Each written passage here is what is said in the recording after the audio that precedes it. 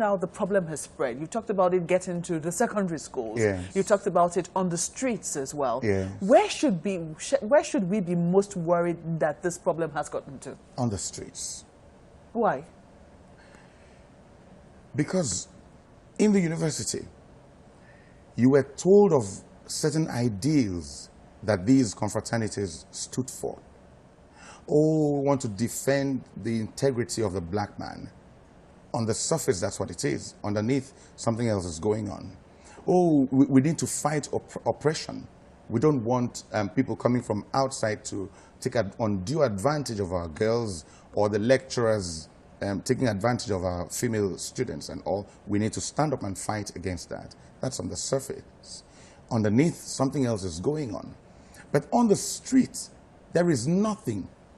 It's just about who has the greater capacity to kill and to maim. That's what it is. They don't know about the ideals. No pretensions. Is there any and difference then in secondary between schools? Yes, secondary schools, which is very worrisome. I think we had a little skirmish like that when I was in secondary school. Some boys, saying that they had formed themselves into a cult. The school authorities got to know about it, and thankfully they were expelled. But I'm just wondering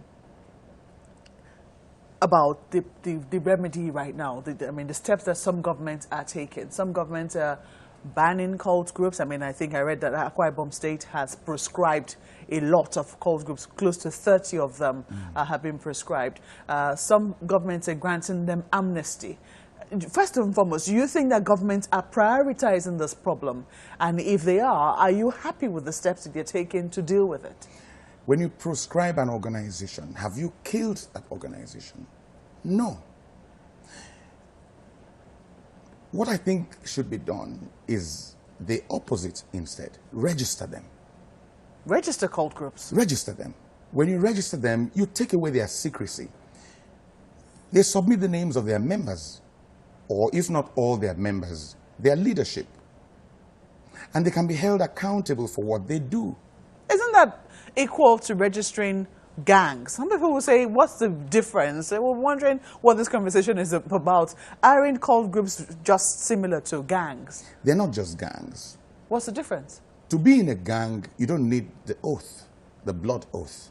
To be in a cult, you need the blood oath. You may play down religion in all of this, but the truth is, if you leave the faith out of this, you're giving up on your most potent weapon. To fight cultism without the faith is like taking and carrying a knife to a gunfight. There is very little you can do. They do what they do because of the oath they have taken. That needs to be addressed. If there is oath taken, there is oath taken in cult groups, how then would you suggest that those kinds of groups be registered and become legitimate groups by government? Now, you're not looking at the oaths they've taken. That's not your business. But you have an association. There are cultists, there are confraternities all around the world. Mu, Sigma, Beta, Sigma, Alpha, and all around the world, there are confraternities, but they are registered. And that checks the members. You heard about hazing and all. In the process of admitting someone into a cult group, the person gets killed. Violent cultism. When you register them, they check, they are more careful what they do because they know that you know them. They are answerable for their activities. But when they're not registered, when they are underground, there's no one to hold responsible. How many people have been caught and prosecuted? And even if they have, has it died? Has the scourge disappeared? No. It grows underground. It's subterranean. It's spreading. They recruit new members. Does amnesty work? Amnesty for what? Well, to compensate you for doing evil. Some say they are freedom fighters. It's just that is the manner in which they've chosen to express themselves. So, the government is very concerned about them being armed and so want them to turn in their arms. And one of the ways they do that is to say, we're granting you amnesty. We would forgive and forget all that you have done. Just promise us you turn over a new leaf. The government wants them to give up their arms. The politicians do not want them to give up their arms. What's the difference? What's the difference between the government and the politicians? They are helping the politicians. You sense a lack of sincerity there. Of course. The cult groups have become the infantry, the foot soldiers of politicians all around the country. That's why the one on the street has grown so rapidly, and they're so powerful. They have the guns. To do damage, you don't need biceps. You need 10% muscles, 90% mind. It is not everyone who can kill. If they give you a gun, you may not be able to shoot to kill someone. It is the quality of the mind of the man who's carrying the gun. So do you think it is hopeless then to look at government for solutions to this particular problem? Therefore, because of the role of the mind in this, we need to do something about our educational system. That's where the problem is. Mainly, the educational system. The quality of the minds that we produce in the universities. The quality of minds that we produce in the secondary schools. Our curriculum, something needs to be done about our curriculum to engage people mentally while they're in school. I have been a lecturer, or I was a lecturer for many years, so I saw this thing happen when people came to school not really to acquire knowledge, but to pass examinations and obtain certificates to enable them move on to whatever else they wanted to do. But it was no longer about acquiring education.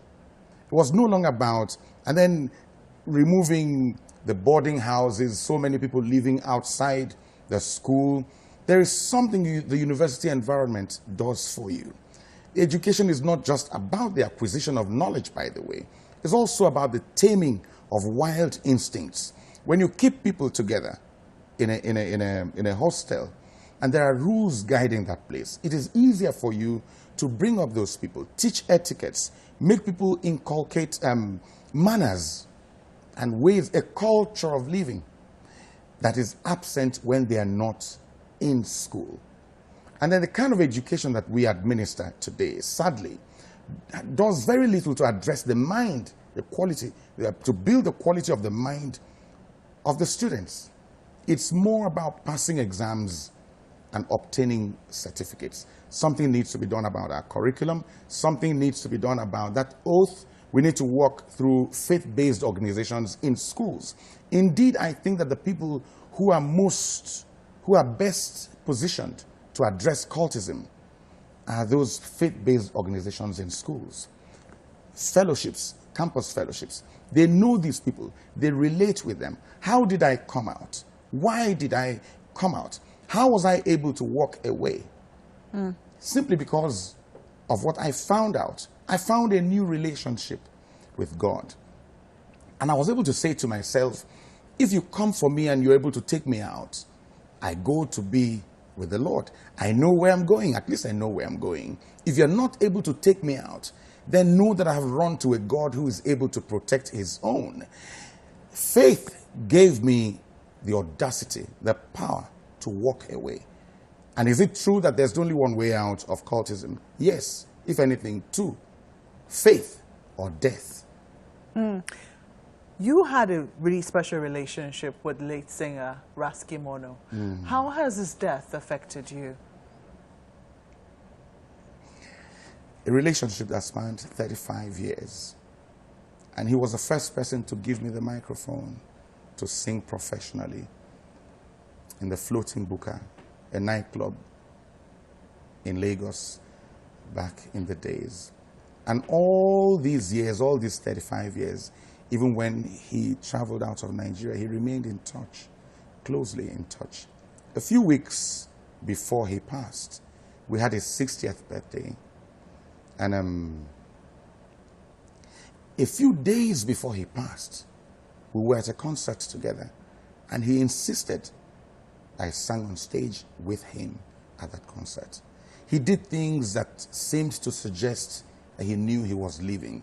He made peace with people. He reached out to people he hadn't been speaking to for over 20 years. So your conversion to Christianity and the fact that you decided not to do secular music anymore had no effect whatsoever on your relationship with him? With him? Oh, no. If anything, if you think that a man is not living right, that's the more reason to reach out to befriend that man, to go to that man. And that's not to say that I looked at him that way anyway.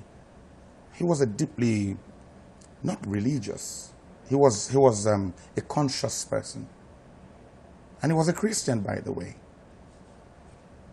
He's just not a gospel reggae artist. And no, he was not a gospel reggae artist. And you don't have to be when you become a Christian. You can be a Christian singing what you are singing, but just be sure that what you're singing is in line with the truth and does not corrupt. Are you looking forward to the 2019 elections? And do you share any apprehensions about violence coming up during those polls, especially, you know, with what you've shared about the relationship between cultism and politics? Oh, certainly. I do know that there are people who may not even understand when you say to them, don't put your life on the line for anyone. They may not understand because they're high on drugs. And these are the people on the streets. That's why I'm mostly concerned about them, about violent cultism in that group. They're not schooled enough to reason with you. And what's violence anyway? Violence in itself is an admission of failure. It's a failure of the intellect. When people can't reason things through, when people can't think things through, they pull the gun. It ends the argument quickly. And that's the level where the people on the streets are. Very worrisome level. But we have to thank you most kindly for speaking with us on Hard Copy. Thank you very much. My pleasure indeed. That's the program, people. Lots of issues to consider even as we struggle to make our society a better place. Does the problem of cultism in the country worry you? Let us know. Use the handles showing on your screen. Thank you for watching as always. I'm Maukbe Ogun Yusuf. Good night.